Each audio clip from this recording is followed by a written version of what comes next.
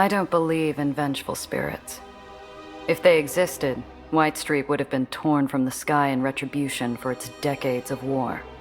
Instead, it stays floating to spite the dead. A wither. Why? Is something wrong? Where would I find the time, kid? Or the heart to fill your head with graves of ash, islands on fire in the night, the thunder of war in the skies? That was years ago. But not yet.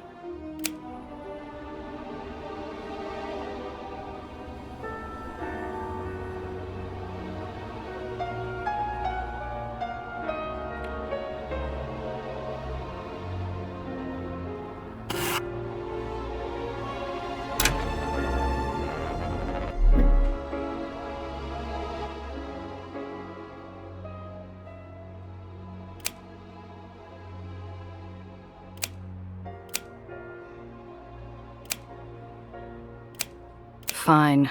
I needed to stretch my legs anyhow. Like a dove on an updraft, the girl flutters off as soon as her heels hit the street, following the music and fanfare to the nearby parade. Hey! I said stay close! Wowzers. I haven't been to one of these since I was young. Father took me to several, but those weren't as... serious. Where are the floats? The clowns? They're just soldiers. Are all parades in the lowers like this? Just like this? No. Each baron has their own flavor of showboating to distract from how bleak life is down here. White Street's just eager to march and flash their guns around. Something big must be going on. Do you know what's happening? I'm not sure what this is. White Street has been bleeding territory, money, and men for over a decade in its wars with the surrounding barons. This should be a funeral march, not a celebration.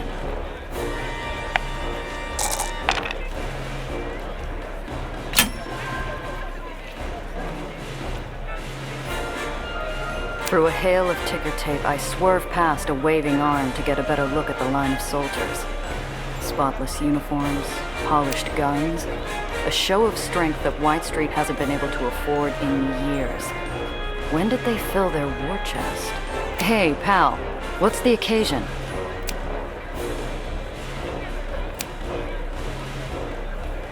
Save the lowers? Going to take more than some new weapon to do that. He applies more plaster to his smile. I glance around. He's not the only face in the crowd straining to keep the corners of their mouth upright. The cries of support echo emptily. The banners flow without enthusiasm. Like stone pushed through a sieve, the crowd forces out cheers for a devil clad in white. Is that the Baron of White Street? He must be really popular.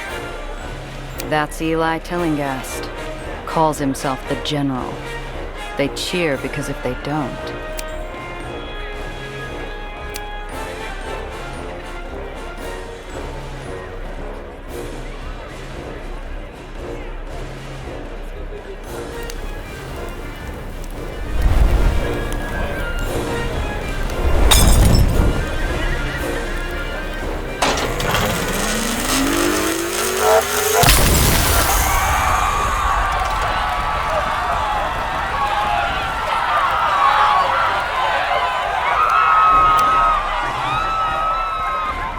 One hot blast of light was all it took to disappear a crowd, stunning onlookers like a twisted magic trick.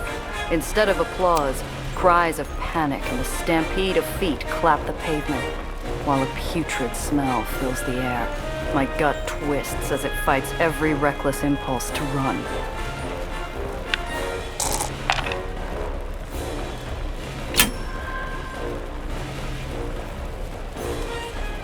A few onlookers run from the scene. My feet are 2 steps after them before my senses yank me by the shoulders. Eli Tillinghast doesn't tolerate desertion from anyone. The crowd seconds from dissolving into a frenzied swarm.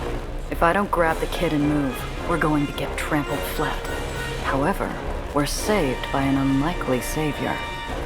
Hold! The Baron of White Street stands, gloved hand extended. Despite fear and panic, the crowd obeys, frozen in place by a gentle, assuring gesture. Let the procession continue. The music starts back up, and the world moves on Eli's command. Coerced cheers rush to fill terrified silence, while marching boots blot out the scorched earth. The days where White Street bled tirelessly to save a debaucherous world have come to an end. We will bleed no longer. Our enemies will tremble for a weapon they cannot resist, a weapon they cannot overcome. We will demand our rightful place in the sun and rid the shadow of chaos from the lowers. We are just. We are strong. We are unsullied. He pumps his fist and the crowd answers with a deafening cheer. With all eyes back on the General and his grisly procession, I look for Nellie.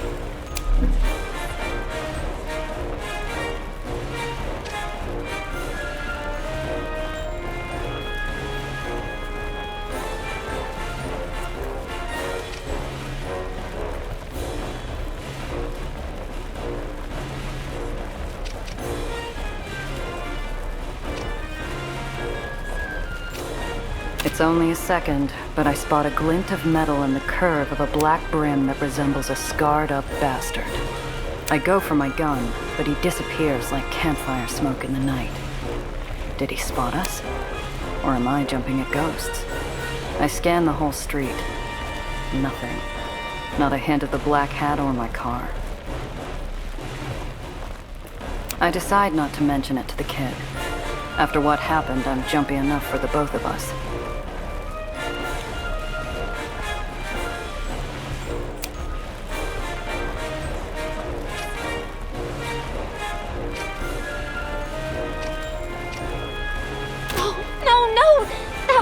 Red Aether wasn't ever...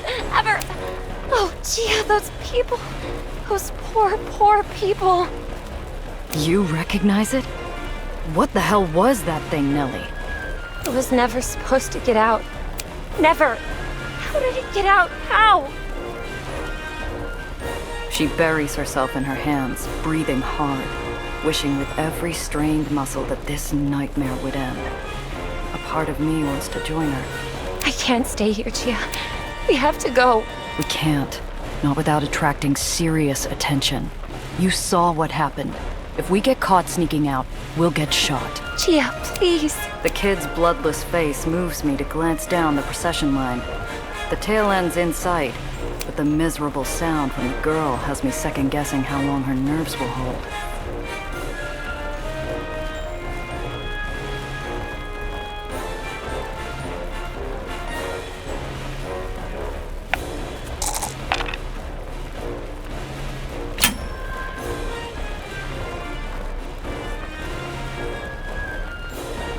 Nellie, look at me. Talk to me. Just tell me what that was.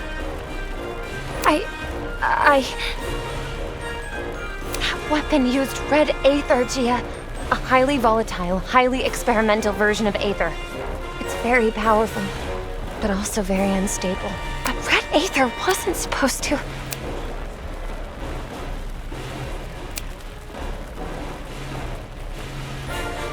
We have to wait the parade out. Hold on just a while longer. I understand. The sound of lockstep boots thumping asphalt finally fades into the corpse-stained wind, and the crowd, released from their mandated joy, finally begins to disperse. Silence finds its way back into the world. All at once, the poor kid's nerves crumble like a paper cup, spilling her insides all over the now vacant street. Take it easy, kid. Slow breaths, all right? Let's get out of here. Now, please. Yeah, we're done. Enough distance passes that ash and screams and a bright, hot light start fading into a bad memory. Nellie breaks the silence. Is White Street always this... awful? Often enough. White Street's never shied away from putting down opposition with violence. Never heard of them using a weapon like that, though. But those were their people. He's supposed to be the Baron. Isn't he supposed to listen to their concerns? What about due process? Look, kid. It might work that way upstairs, but not here. The only word that matters down here is the Barons, and in White Street, the chain of command's everything. If Eli says we're going to war, you either fall in line, or you're an enemy. One might have been bad, but the others were simply calling for peace. Where's the harm in that? White Street tried the whole peace thing a few years ago. Someone blew them to bits during peace talks. That's not something they'll ever forget.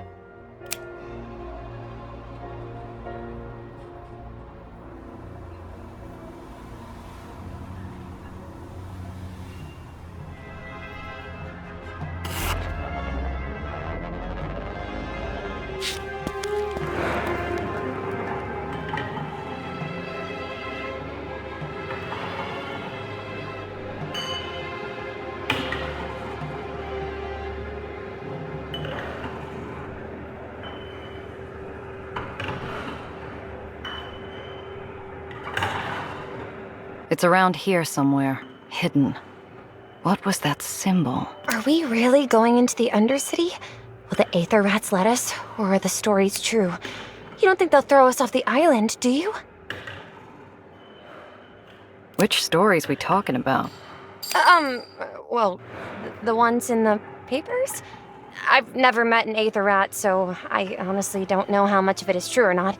However, they're supposed to be benevolent, aren't they? They keep our islands in the sky, and in exchange, they get the Undercity, but everyone knows that. I've heard they generally keep to themselves. Except when outsiders sneak into their tunnels. Also, their eyes all turn into a unique shade of pale blue. They glow, too, from what I've read. Like Aether. There are journals that theorize why, but nothing concrete. Or always pleasant. Madonna. The kid's understanding is as accurate as a stained mirror. Better clear things up before we go in.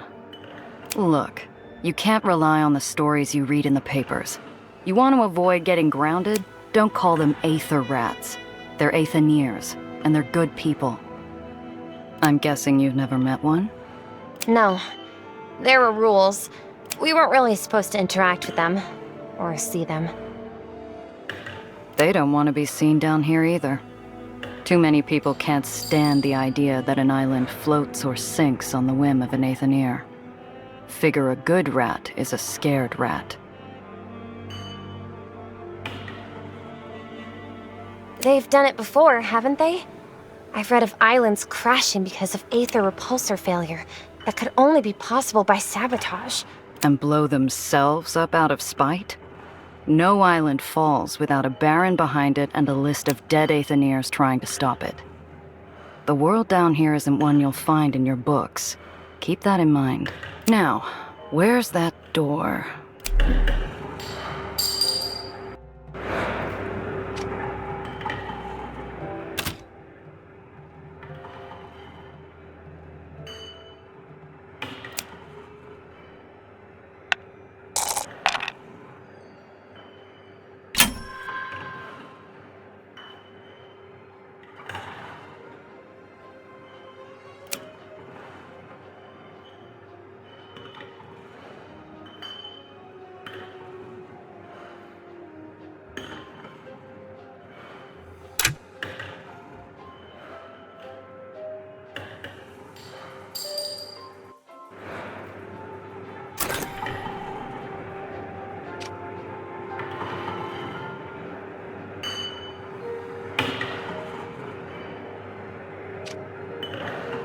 Careful strokes of paint form an innocuous symbol of a rat matching the sketch Cress gave me.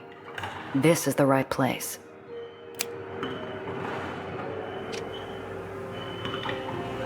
Shopping for trouble? Or just sightseeing real close? Jeepers! Gia?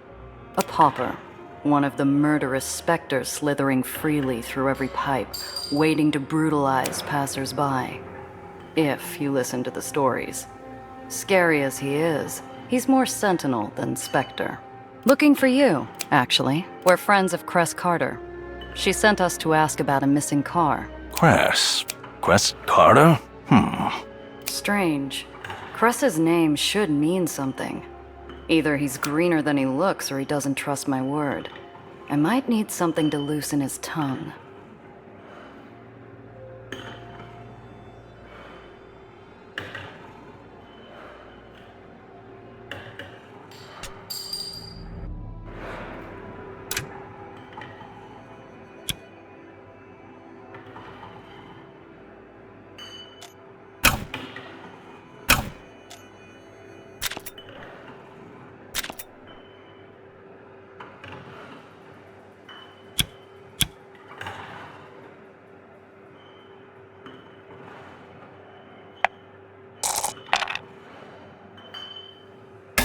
If he knows more about Cress than what he's saying, there's gotta be a crack in his mask.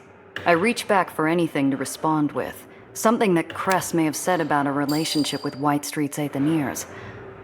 I come up with nothing but blind guesses. Think she mentioned you. You the one who owes her money? Or... Stop wasting my time with things you know nothing about.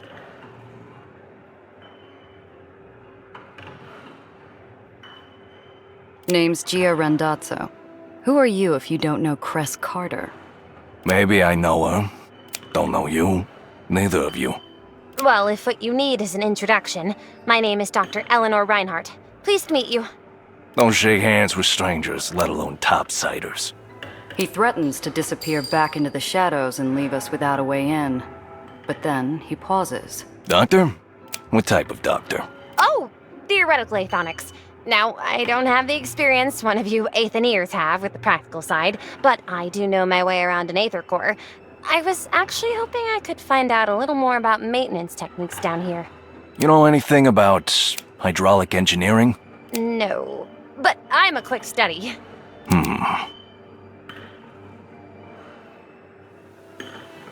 You're having a problem with your water supply? War's changed priorities for the Undercity. Water's being rerouted and there's not enough of the good stuff to go around. Is it a filtration issue? Something pressure related? Or does it have to do with the temperature regulation? Don't know. Sounds like you might know a thing or two, though.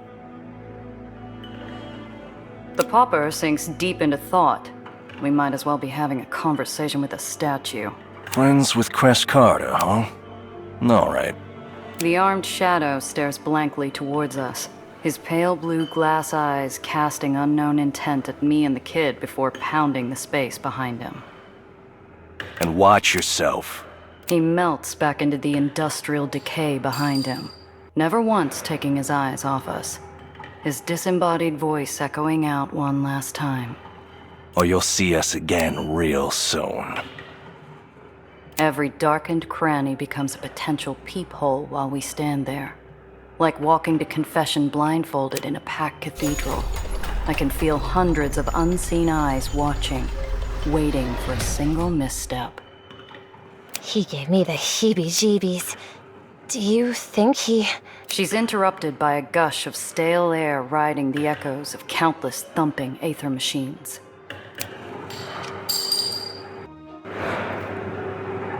Topsiders? Why are you here? Hurry, out with it, we're busy. Harold's been wrong before.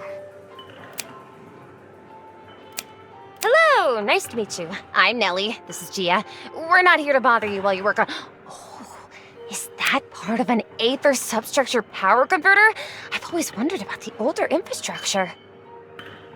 Nellie, that's not why we're... Right.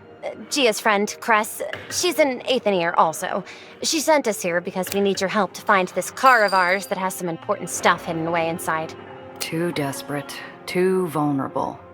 I lob a cough towards Nellie, hoping she'd quit her rambling so I could get a word in. Cress sent you? That girl. Fine, let's hear it.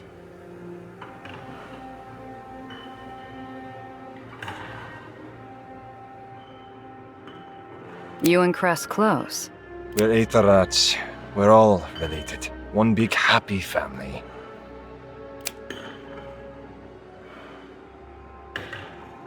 She's running around with all these topsiders causing trouble. And now she risks the three of us. She should know better. It's a subtle movement. Alexander sends an involuntary glance towards Maria's abdomen before matching my eyes. I couldn't be sure if he was angrier that I caught him, or that he slipped something so personal. These tunnels... They're so big. Where did they go? Everywhere? Can you get to any part of the island from here? Have you ever gotten lost? I've known too many smugglers who've disappeared trying to find their way through Aether rat tunnels. Success promises an unseen and untraceable smuggling route. Failure costs you your life. No. Aether rats don't get lost. We can smell our way through miles of...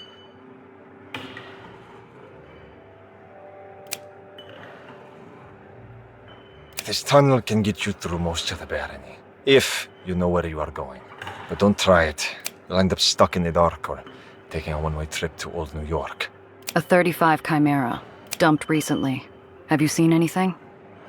Alexander breaks his scowl with an impish eye and a cracked smile. He knows exactly what we want, and he is going to wring us dry for it. Maybe. We'll need something in return, though. Harold says you know hydraulic engineering. Is this true? Can you create substitute filtration parts? With the right equipment and a blueprint, maybe? I don't have any on hand, though. I'd also need time to formulate possible solutions. Maybes are not enough. We need working parts, now. Eli's new war means that all non-essential requisitions are delayed. That includes water filtration equipment for the Undercity. Now, our water is becoming Aether-tainted.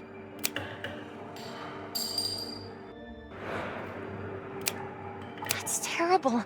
Of course we'll help. We'll get you everything you need. How do we... Hang on a sec. Before we agree to anything, I need to know what we're getting into.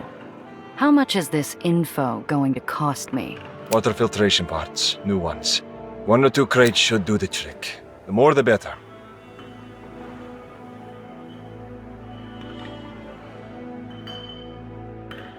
How'd any part of White Street lose out on clean water? I thought that's all Eli cared about, aside from his wars. Our water is kept separate from the rest of the barony's supply. That way, terriers can reward us with clean water if we run low.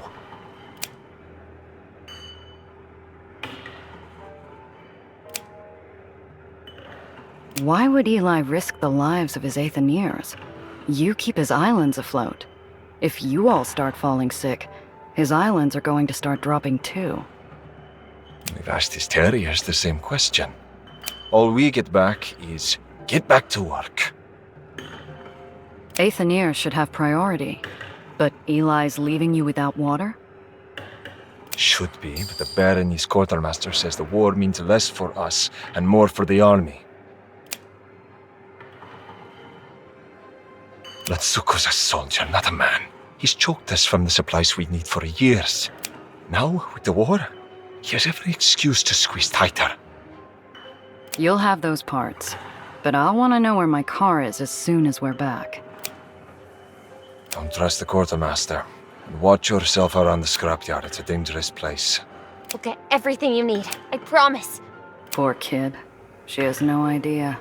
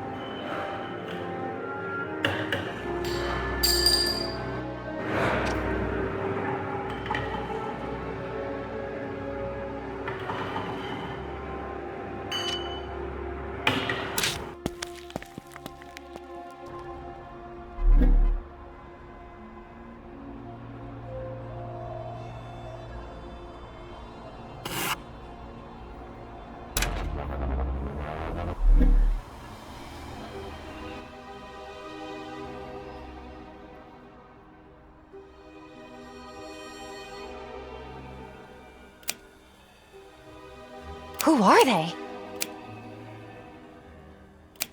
Oh boy.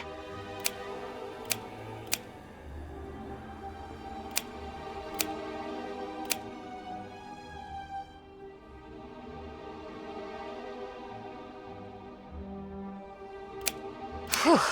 I hope that won't be a problem on the way back.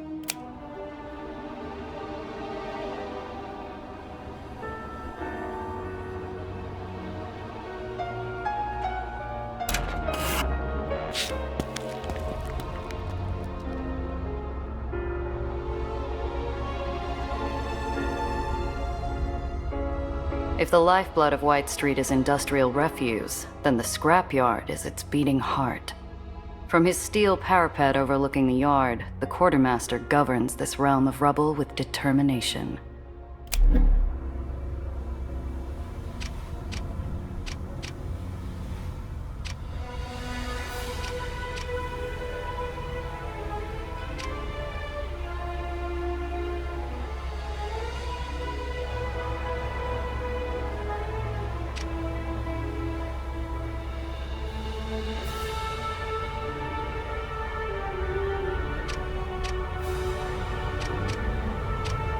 I spot a crate of water filter parts inside the quartermaster's office. Can't lift him while he's standing there, though.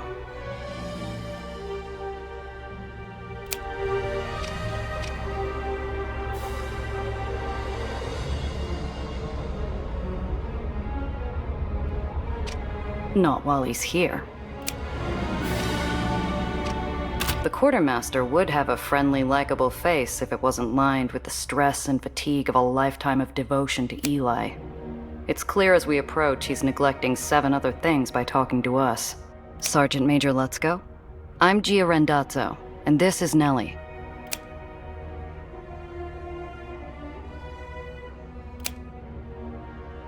It's a pleasure to meet you as well. You see, we're looking for... Just a few minutes of your time, then we'll get out of your hair. Sir, how do you get along with the Aethoniers in White Street?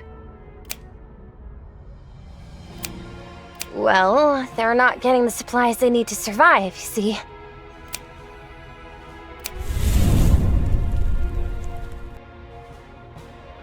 His eyelid twitches. He's getting impatient already.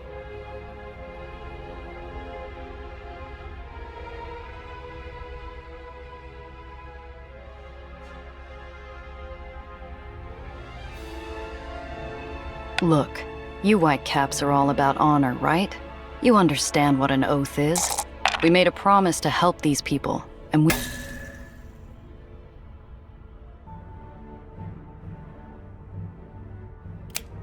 All right, well... No, I'm afraid that won't cut it, sir. These people need help. There must be something you can do. I expect the kid's outburst to earn us a stern reprimand. Instead, I watch as her plea melts the walls of ice built up around the old man's heart. He regains his businesslike manner, but too late. We've seen through the facade.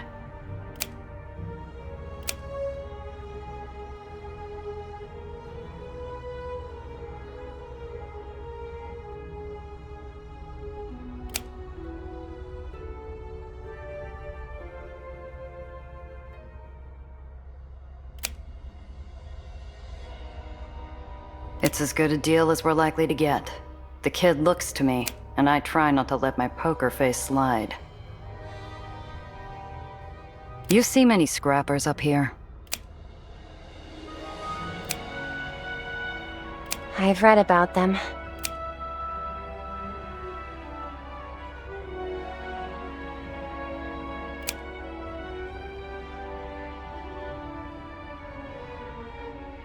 I think of the grit and sunlight and desperate optimism of my childhood, back in the burrows, and the haze of nostalgia threatens to overwhelm my hard-earned calm. I bite my tongue and sour iron fills my mouth.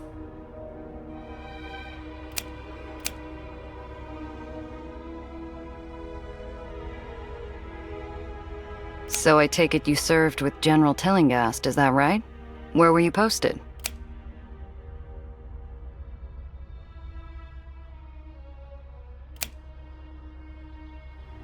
I think you must have been very brave to do what you did. And it's plain to see you and the General are very close. He's lucky to have you around, I think.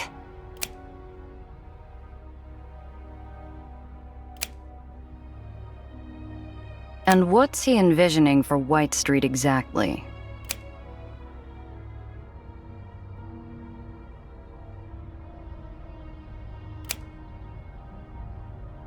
Stars fill the old soldier's eyes, a proud stiffness rejuvenating his weary frame. Talking about his boss transforms him into a younger and more zealous figure. It's almost tender, in a strange, skin-crawling kind of way. You deal with a lot of lawyer types? There are Aether lawyers? Do they go to law school? Can they go to law school? What sort of law do they practice?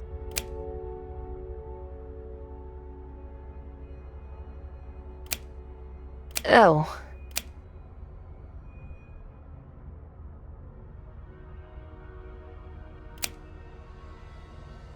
He scowls. I decide it's best we ease off. Well, that's just what we want to avoid. Forget I said anything. Thank you for your time, sir. With a forced smile, he picks up a clipboard and walks off, shouting orders down at machine operators, and leaving us to look out over the yard alone. The gangway behind us squeals under a heavy step, and I turn to see a black-clad stiff trying to pass us a counterfeit smile. He puts down a half-drunk carton of milk and goose steps into our path, ever so politely blocking our exit. Good afternoon, Intelligence Officer Randall Pitt. And you are? His feet are welded to the iron below, and the pins on his jacket identify him as one of the highest-ranking hogs in the White Street pen. There's no moving this one unless he wants to move. Gia Randazzo, and this is my sister, Nell. A pleasure, madams. And what, may I ask, is the purpose of your meeting with Quartermaster Lutzko today? What's it to you, Mac? The officer's eyes flick upward, scanning my face with the practiced arrogance of a bully who's never had to throw a single punch. I return his gaze with a frosted steel stare of my own. Miss Randazzo, was it? Just a few questions and you can be on your way. No need for you to escalate this. His reptilian eyes flick from me to Nellie, greedily drinking in our details. This one's the type to seek out power and authority purely as an excuse to start fires wherever he wants. And he's oily enough to be a hazard around any open flame. We were just hoping Lutzko could help us find something. And what is it you're hoping to find? Excuse me, but don't you think that's a bit personal?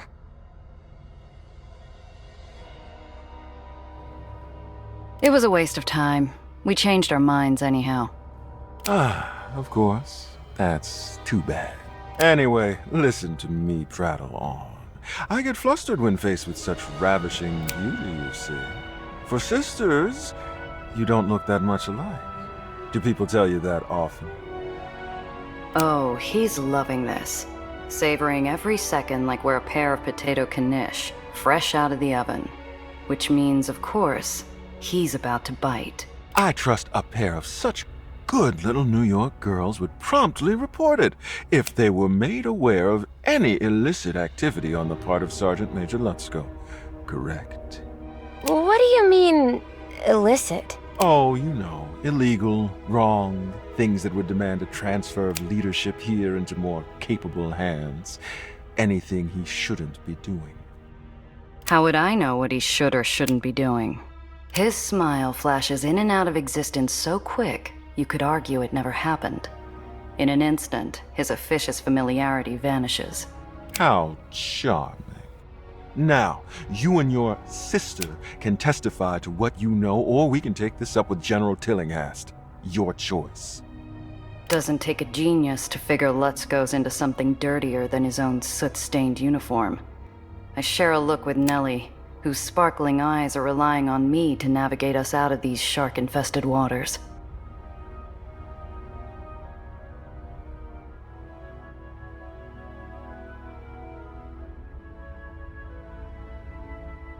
What's he in trouble for, anyway? Treason, malfeasance, embezzlement. Supplies deemed vital to the war effort have disappeared, only to be found later on the black market or in the possession of degenerates.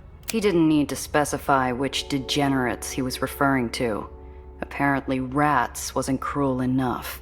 The punishment for which is death, of course, by grounding. Grounding? Is that... Yeah, kid. The long drop and the sudden stop. It's justice, my dear. Traders pay their deficit in loyalty with blood.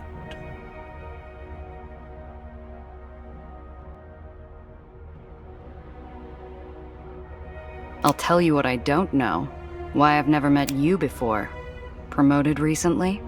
A hungry look comes over him, like a fox delighted by the rabbit who dares to fight back. I pride myself on subtlety, my dear. Nobody knows I'm around, unless I want them to. How nice for us. He's inching closer, and his military-issue aftershave doesn't do much to mask the fetid milk stink of his breath. I maintain the distance between us. Not rude, but not too subtle either. He squints, unsmiling. Let's get back to the topic at hand, shall we? Look, pal, we just met the guy. Do whatever you want, it's got nothing to do with us. Now we got business to take care of, so if you don't mind... A sneer paints itself slowly across the officer's mug. If he had an angle, he'd use it. But he doesn't. Very well. It was a distinct pleasure. Till we meet again. Oh, thank you, officer. Goodbye! He peels himself out of our path as slowly and painfully as an overglued bandage on a fresh wound. With a final colorless smile, he turns towards the quartermaster's office. Inside, Let's Go spots him, and the old man's Adam's apple bounces like a kid on a trampoline.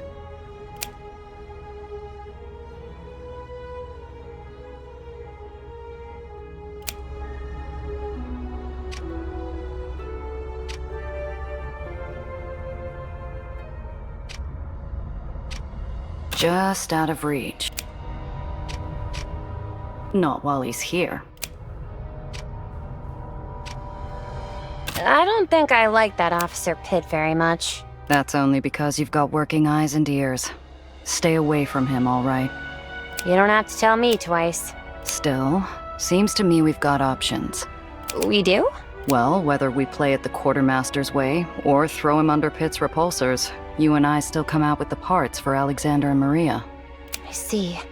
But what'll happen to the scrapyard if the quartermaster's arrested by White Street Intelligence? You never know. Let's Go seems all right, but he's not exactly running a tight ship here. With someone like Pitt in charge, the Aetherians might get more reliable supplies. But then the restrictions imposed on them may get even worse. Boy, there aren't any easy answers in the lowers, are there?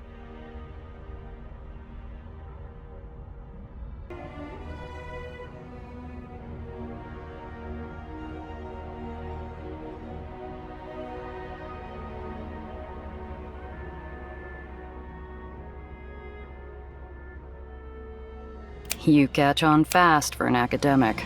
Do you understand what the old man's asking us to do? Well, sure. Head down the beanstalk, find the parts we need, and ask this King Scrapper to respect the quartermaster's territory, right? Ask? No. We won't be asking. I pat my sidearm, and the color drains from her face. Wait, I know this is a rough neighborhood, but surely, can't we reason with him?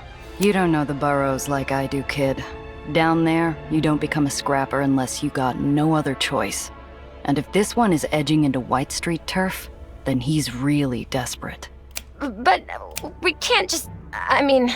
If he gives me a chance to say hello before he starts shooting, we'll give him a fair shake, okay? But I can't promise anything. This is the job. This... Isn't the Heights, yes, right, I know. This all just takes some getting used to, you know?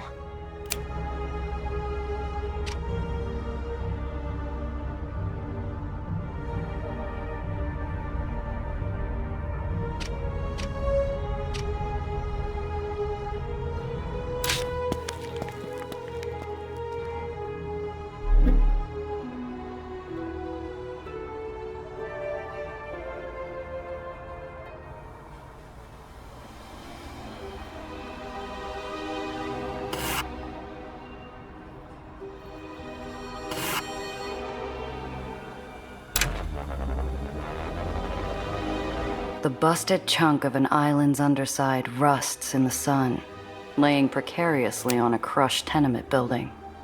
Broken detritus and snapped cabling hangs down close to the street. Oh, this is perfect! See that? If that old Aether repulsor's not damaged, the parts could easily be repurposed for water filtration.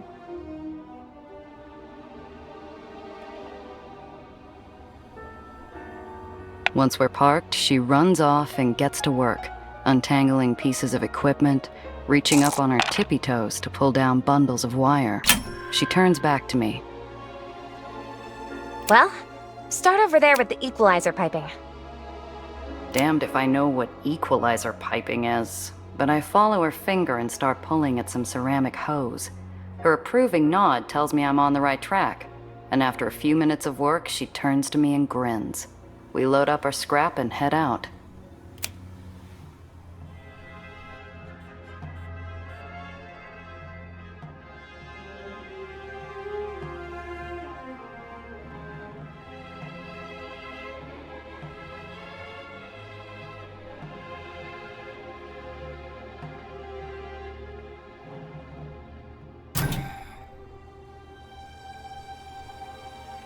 We load up our scrap and head out.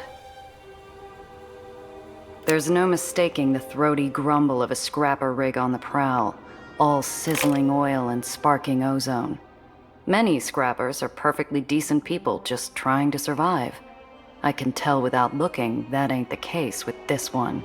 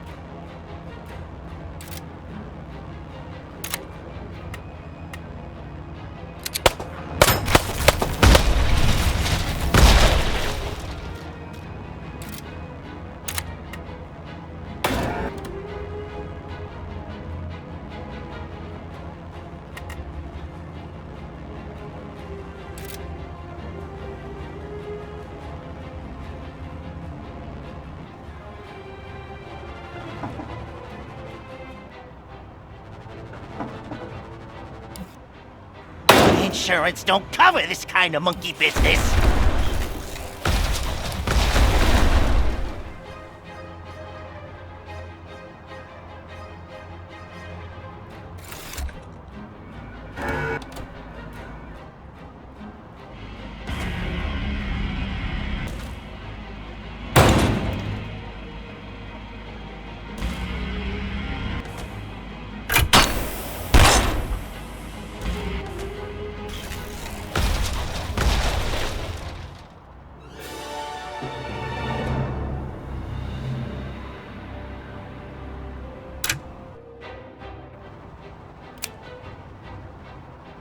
Too bad. Finders keepers, pal.